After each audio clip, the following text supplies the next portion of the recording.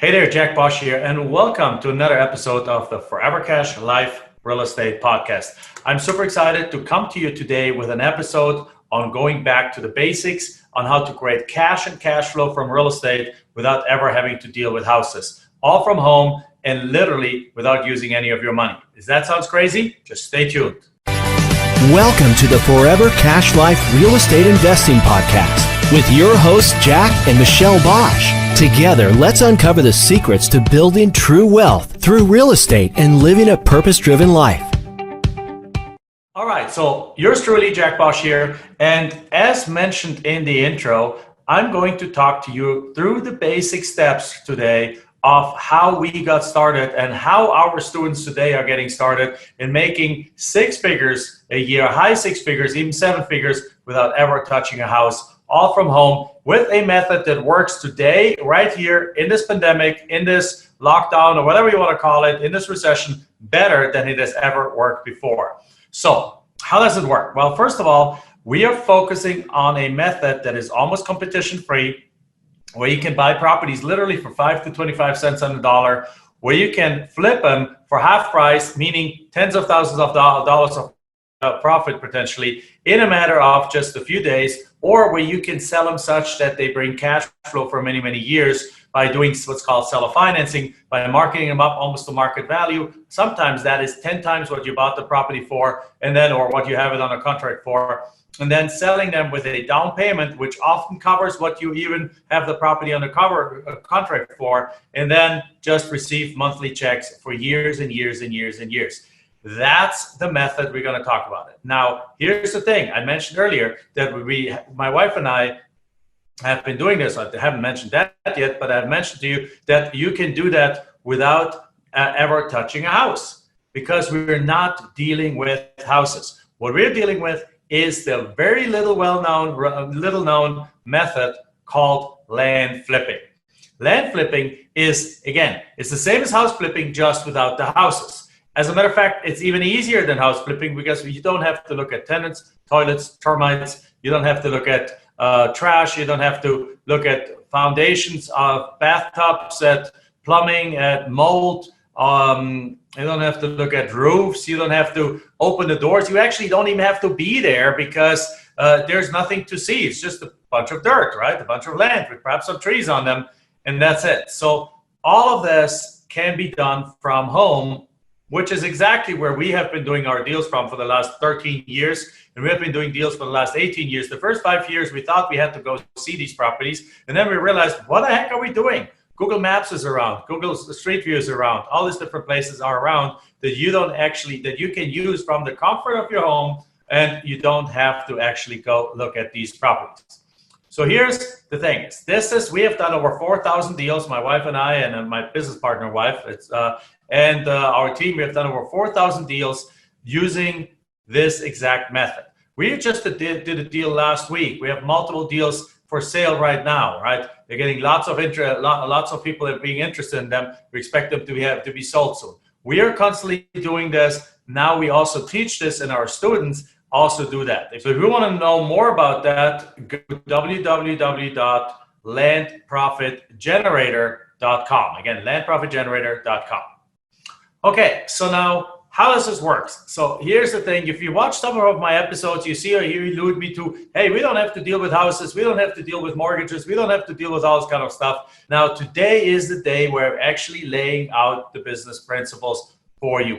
So here's the thing. We specialize, and we stumbled into that, right? We wanted to make houses work, but houses were so complicated. There were so many loose ends, so many different things. There was like high prices. You had to potentially get a loan to buy a house. You had to figure out how to inspect them, how to estimate repairs. You had to drop everything when somebody called and wanted to see the house. And we just despaired over the house world. However, once we started getting into land, things started just to pop. The very first piece of land we got for $400 and sold for $4,000, which is an amazing profit, but it's 10 times our money. The next deal we bought for $500 and we sold for $10,000. Now that's better. But then we have also done deals where we bought for, there's a deal we bought for $1,860 or $1,875 and sold for $86,000, right? Or we've bought properties for $3,800 and then sold them for $30,000, or for $350 we bought them and sold them for $35,000, et cetera, et cetera, et cetera. And this is exactly what's happening today. Or small deals. The deal we sold last week, we bought it for about $500 and sold it for $6,000. And after closing costs, we got like a $5,600 check for it. So now this can be done by anyone from anywhere, because the beauty of it, you don't have to know anything about houses and really very little about real estate in order to make that happen. Now, here is how this works. All over the country, there is people who no longer want their property. Now, we know that, because if you wouldn't be real interested in real estate if you would not know that already. Because if you watch HGTV, there's people pulling down $500,000 houses for $350,000, putting $50,000 back into it, and then selling the house for $500,000. What they don't tell you, though, is that their profit is not going to be $100,000. It sounds like it is, but it's not. Because in their world, there's mortgages involved, so there's extra fees, there's cost overruns involved, there's also agents' fees involved, like more brokers on the buying side and selling brokers on the selling side, and all these different things that if they have a $100,000 margin, if they're lucky, they're making like $50,000 or $60,000 on that. If they portray on HGTV that they make a $50,000 margin, they're lucky if they end up making $25,000 or $20,000 on that deal. So it's never as good as it's shown over there. However, when we do a deal, we put it under contract for $1,000, we sell it for $20,000, and after closing costs of $2,000, we're making $17,000 because there is no other people involved in it. So having said that, all over the country, we already know, because the house flippers are getting houses at some discounts. This happens on land even more than it happens on houses, because the land in itself, in the mind of the owner, is not providing them cash flow. When it isn't usually, right? Most land now, we just signed an agreement on a piece of land we own in our town where I live, Phoenix, Arizona, that a construction firm is now renting for $2,000 a month for the next 18 months. That's going to bring in $30,000 in revenue on a property that didn't really cost much more than that. So in 18 months, I got the majority of what I paid for the property back, and that property is not even one that I wanted to flip. That's a property that I want to hold on to because there's a lot of development going on in that area, and I'm waiting for the price to go up. But generally speaking, there's land all over the country that the owners no longer want. They're sick and tired of paying property taxes. They don't want to pay this property taxes anymore. The property doesn't bring them any income, and they just want to get rid of this property. Because again, the big difference between land and houses is there's still some kind of a use to a house, even if it's a crappy house. But on the land side, at least to the owner, they're like, well, I'm not using it. I'm not doing anything with it. Perhaps down the road, perhaps in the past 20 years ago when they bought the property, they were actually going on the property and did some put their RV on there, did some hiking on there or something like that in the area. Or they had plans to put their retirement home on there and retire in style there. They had plans to basically have it go up in value and then pass it on to their kids. And perhaps it has not gone up in value. Perhaps now the grandkids are born and they don't want to move away from the area. Perhaps their life plans have changed and they have no more interest in moving over there. Or perhaps if it's a rural area, the days of hiking and camping and stuff are over and they don't want to do that anymore. And now they have this property sitting there without using it, and it just costs them property taxes. So they no longer want the property and they just want to get rid of it. Well, in come we, right? We and our students and you. Now we have figured out a way to find out who the people are who no longer want these properties. And I'm not only talking about the motivated sellers that the house flippers are looking for, right? A motivated seller is somebody who sells you their property for 70 or 80%, 70 or 75% of market value. We are looking for not the motivated sellers. We are looking for the non-wanters. In other words, the people who really say, like, you know what, you want this property? You can have it. You know what? I don't want this thing anymore. I've paid property taxes for 30 years. I don't care what it's worth. You want to have it. The garage sale mentality. Somebody buys a $500 bicycle, and 2 years later, they sell it in the garage sale for $35. That's who we are looking for. Just not with a garage, not with a bicycle, but with a piece of land. Many of them out there, we have done 4,000 deals, and our students are doing thousands of deals all around the country every single year with this. So with that said, we have figured out who these people are, how we can contact them, and we have figured also out how to make them an offer that they actually accept. So therefore, as a result, we have figured out we're looking for three kinds of properties. First of all, the kind of properties we're looking for is number one is properties right on the outskirts of town in what's called the path of growth, in growing areas, of course, right? So there's areas in the United States that are constantly growing a little bit. And those areas, I mean, they're like big cities like Atlanta, like Denver, like Dallas, like Houston, you name it. They're all over the country. Like even Boise, Idaho, and you name it, all over the place. There's cities that are growing. Well, if you go right outside of these cities, where these cities end, you can find land where the acre's worth $30,000, but in the city, the acre's worth $300,000. So therefore, you can buy these pieces cheap, and there's owners that have owned them for 30 years, 20 years, and so on. They no longer want these properties because the city is not yet there. It might take another 10 or 15 years for the city to get there, and they no longer want to wait that time. They're like, you know what, I waited, I was hoping this property would go up in value. I just don't want it anymore. So they're willing to give up this property literally for 5 to 25 cents on the dollar. So if this property is worth $30,000, they might give it up for $5,000. So you offer them $5,000, they'll accept it. And then what you do is you go market these properties to the people that actually want them. And who wants those kind of properties? The properties, number one, is another financial investor who has a longer time horizon, who has no problem waiting another 10 or 15 years for the city to indeed approach that property and make that property also be worth $300,000. We have seen lots of people over the last 18 years buying properties from us right there, like that, waiting 10 years and then making their money, buying something from us for $50,000 that we put on a contract for 10, and then they're paying 50 grand for it. And now these properties are now all surrounded by development, and these properties are worth $300,000. So we are providing a tremendous value to those people. As a matter of fact, we ourselves are holding on to some properties like that. As you do more and more deals and make more and more money, you actually also want to hold on to some of those and then be yourself the beneficiary of that increase in property value. At the same time, so this is buyer number one, financial buyers. Buyer number two is a buyer that is going to be interested in a lower cost lifestyle, but they don't want to live out there in the boonies somewhere. They want to live as close to the city, and often to this future retirees that realize that in 10, 15 years when they retire, they can't afford the lifestyle in the city anymore because their pension or their Social Security is going to be $1,500 and they have not much savings because probably they had to bring 2 kids to college and so on. So now they have almost nothing to fall back on, but they have cash flow still from their job.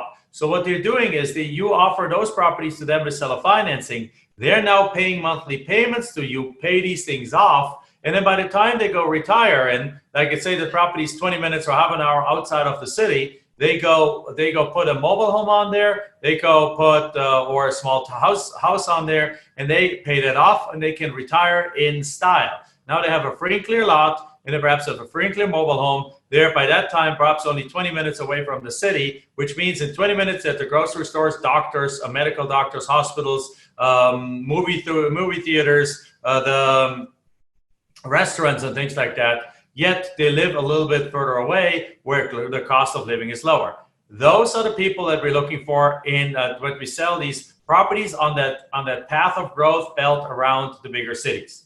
The second kind of property we look for is large acreage in rural areas, because the hiking, hunting, dirt biking, RVing, and ATVing kind of crowd is millions of people in the United States. And what they want is a place away from it all where they can take their RV to it, perhaps meet a few friends there, perhaps they all take their RVs on there, practice social distancing, have a bunch of fun, and at the same time have a bonfire at night, go shoot some cans, go do bow and arrow shooting. Perhaps there's a lake close by. They can go hiking, they can go biking, they can do all these different things. And then after the weekend, they come back and refreshed into their work life in their cramped apartment or in their small house in a cramped subdivision, and they don't really enjoy that, but they do that to pay the bills, but on the weekends they want to get out.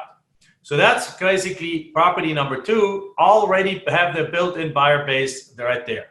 And property number 3 is right in the cities, the infill lots. Infill lots are lots that are empty, where somebody wants to fill this lot in with a lot. So basically, think about the street, 35 houses, one empty lot that hasn't been built on yet.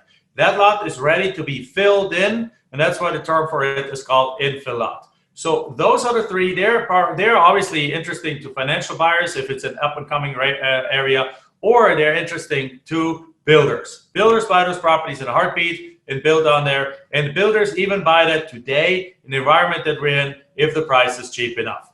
So having said that, that's what we're looking at.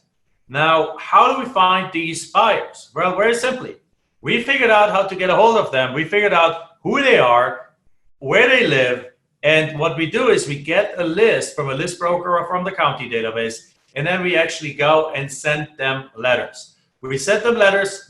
We have a proven letter in our program called the Land Profit Generator, where you can find out more, landprofitgenerator.com. We found out how these letters, we found out what speaks to those kind of sellers. So we figured out the exact wording to use. We figured out the exact letter to use. We split test that letter hundreds of times. We came to a letter that, hold yourself if you're a house flipper, gets an average of between 3 and 15% response rates. 3 and 15%. Ask any house flipper out there if they get more than 1 or 2% on their postcards or letters that they send out. They are doing fantastic. If we get less than 3%, which occasionally happens, we are really disappointed by that county. So we usually get anywhere from 3 to a 15% response rate, right? Let's say if the average is 6 to 8%, that's about usually 6 to 8 times more responses than the house flippers get. So now what do we do next? Once they call us back, we have their letter request them to call back. We take the phone calls, or this can be also outsourced. We have a script for our students to go follow, and then they take the phone call, ask some questions. Then we show them, then they do a little bit of property analysis. But even there, they don't have to find out everything about the property, because by offering only 5 to 25 cents on the dollar, we can afford to be slightly wrong on the value.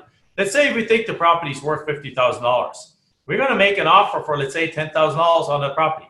What if we're wrong and this property is only worth $40,000? Can we still make money on that deal? The answer is yes. Yes. Now let's say yes, because we're going to sell it for 20 grand, make $10,000, or after closing costs $9,000, and be happy camper, move on to the next deals. Or we sell it for $25,000 and make a $14,000 profit after closing costs. That's fantastic. We can do this all day long. Now, having said that, let's compare that to the housing world again.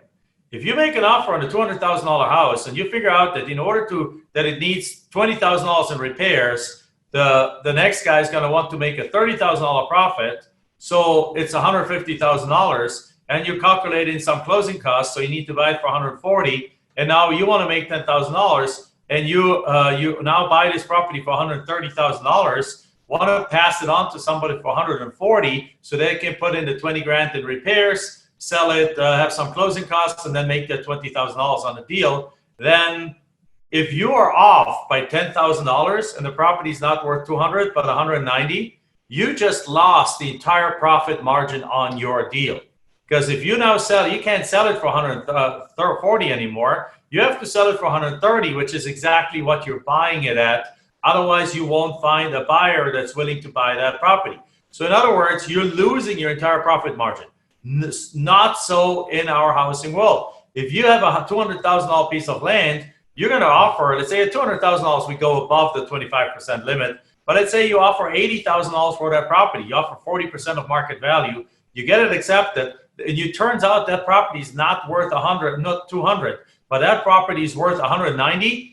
It doesn't matter. You're still going to sell that property for $130,000, this piece of land, and you have a smoking deal. Heck, even if it's worth only $150,000, you go sell it for $110,000, you make $30,000 on the deal, and you have made a killing on the deal. So we have this buffer of safety in our deal that allows us to actually not have to spend hours on property research, and hours of value research. We just take 5 minutes to figure out what that property roughly is worth, and we go make our offers. Right? In another episode of this podcast series, I'm going to go and tell you how to make offers for land and how to actually evaluate the value of these properties. So now what you do is you make your offers. Now, typically, obviously, not every offer gets accepted, but on average, one for every 25 to 50 offers gets accepted.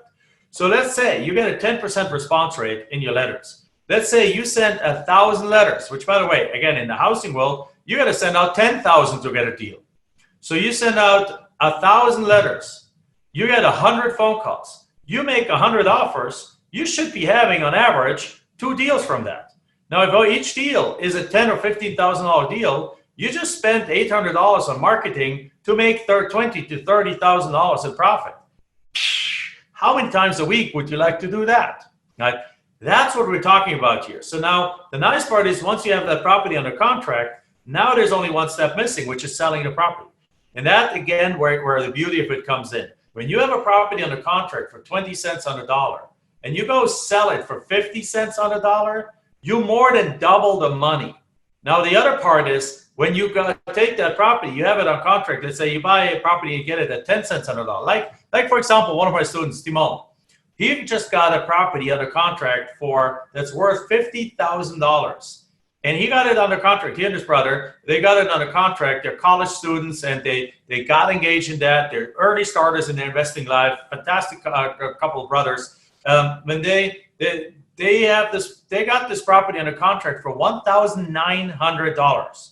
So he has a few back taxes. With the back taxes, let's say it's $5,000-$6,000 in back taxes. So it gets them up to about $7,000-$8,000. So the total purchase price for these properties is $7,000-$8,000, but it's worth $50,000. So that's approximately 15 cents on the dollar. They have 2 options now. Option 1, take that property, sell it for $30,000 to somebody for cash, and make a $22,000 cash profit. Second option, sell that property for, let's say, $45,000 with seller financing and ask for a 20% down payment. Nothing unusual. In houses, there's often banks often ask for a 20% down payment. In commercial real estate, they always ask for a 20% down payment. So now, or even 25. So now somebody puts down $9,000 down and then starts making monthly payment of, let's say, $600 for the next 10 years and pays that thing off. So if you add this all together, they're going to make all their money back. If they have $8,000 in the deal, they're going to get a $9,000 down payment. So in other words, they already got all their money back when they're selling the property, and now it's cash flow just coming in. Who would like to do that? Now, to make things even better, you can do these deals without using any of your own money, because there's 3 possibilities for you to do that. And we'll have another episode on Forever Cash podcast about that too. Possibility number 1 is you do what's called a double closing. A double closing is a process where you sell the property, where you buy the property and you sell the property on the same day in a back-to-back transaction. Basically, you buy it and you sell it, and you do it both within like 5 minutes from each other. As a matter of fact, what you often do is you sell it first, you sign the selling documents first, and then you sign the buying documents. The best part of it is that you use the end buyer's money to pay for everyone involved. So let's take the example again. Let's say Timon and his brother Torge sell the property for $45,000 or for $30,000 cash. A buyer wires in $30,000. So then you go sign the documents for the purchase from the seller. And let's say the seller gets his $2,000, $1,900. Let's round it up to $2,000. $2,000, and then $6,000 in back taxes are going to be paid. So in that case, the buyer wires in $30,000. The title company is now going to have you sign, the seller sign the selling documents, you sign the buying documents, then you sign the buying documents, and the end buyer signs their buying documents. You sign the selling documents, and the end buyer signs the buying documents. Because this end buyer is buying from you, and so you're the seller here, and then you bought from the seller. So all of this is being done in the same day, and often you selling is actually signed first, and then you buying is signed second.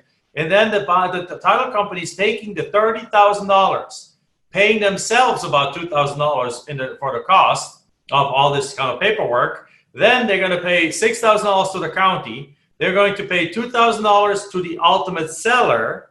And how much does that leave? Now, how much is now left over? $2,000 to the seller, $6,000 to the county for back taxes, $8,000, and $2,000 to themselves. $10,000 are gone, but the buyer wired in $30,000. What happens with the remaining $20,000? Well, they go to you. So you just earned. You bought the property for 2 plus back taxes is 8. You sold it for 30 minus title minus the closing cost. You made $20,000. But you didn't have to bring up the $2,000 and the $6,000 and the closing costs. All the money came from the buyer, and the $30,000 were used to pay the seller, pay the back taxes, pay the title company, and pay you. That's an option. That's version number 1 that you can do this. Second version that you can do this without using any of your own money. The second version you have done this, you can do there, is that you can literally take properties and this agreement. If you have with the seller, you have that sale agreement, you now find a buyer, you can just assign your sale agreement to the buyer. The buyer now takes your position in the deal, and the buyer now buys that property from the seller, and you're out of the picture. Now, you probably want to continue to be in the picture a little bit to help coordinate things, to make sure the deal goes through, because otherwise you don't get paid. But other than that, you are out of the picture, right? So therefore, let's say the assignment, so you have it under contract for $2,000 plus $6,000 in back tax, it's $8,000. You assign it to the other guy for $28,000, meaning that you get a $20,000 assignment fee here, and then he pays for the closing costs and all this kind of stuff. So at the end, he's out of pocket $30,000, but you received a $20,000 assignment fee out of escrow.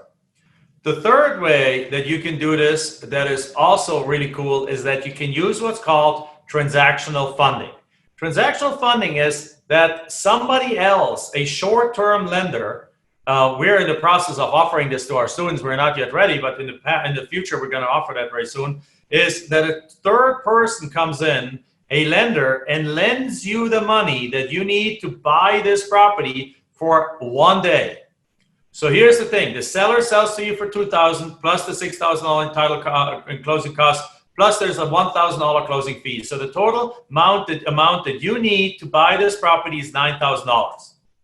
So then that's fine. Then on the selling side, you sell it for $30,000. And let's say you arrange that the buyer pays that part of the closing fee. In that case, the buyer actually doesn't have to wire in $30,000, but wire in $31,000. Because $30,000 purchase price and $1,000 is the closing cost. So now what you do is when you buy, you actually buy the property and you actually pay for the property.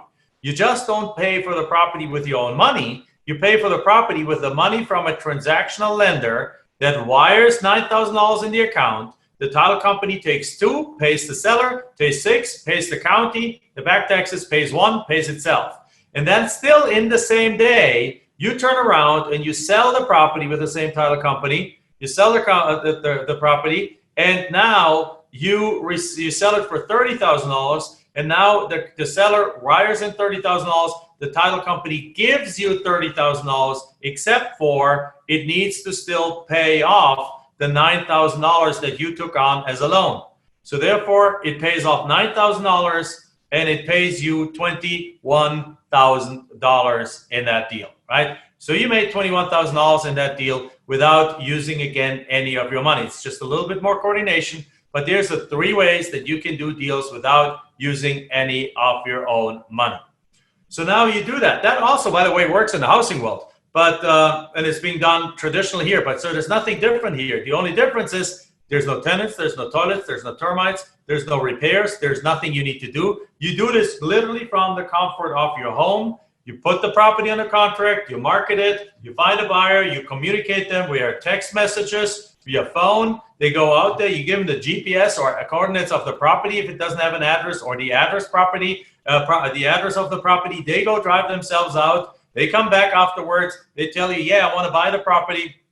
You send them your DocuSign, a sale agreement, all of which is in our course. DocuSign a sale agreement. They sign it, they send it back, you send it to title. Title company does what they need to do. You just decide which of these three ways you're going to use, and you make money from the process without spending any dime on yourself, any dime yourself. So this is the beautiful part of doing land flipping. It's simpler, it's easier, it's just as profitable, if not more profitable than house flipping, and you don't have to deal with any of the hassles that come with houses. And so that's what I wanted to cover today. Now, in one of the next episodes of the Forever Cash Live podcast, I want to cover how to do these deals in seller financing, walk you through some more of that, how the cash deals work a little bit more. But the last thing I want to just say is that was a deal that I showed you about the sale of a wholesale deal for cash. You can do the exact same thing with seller financing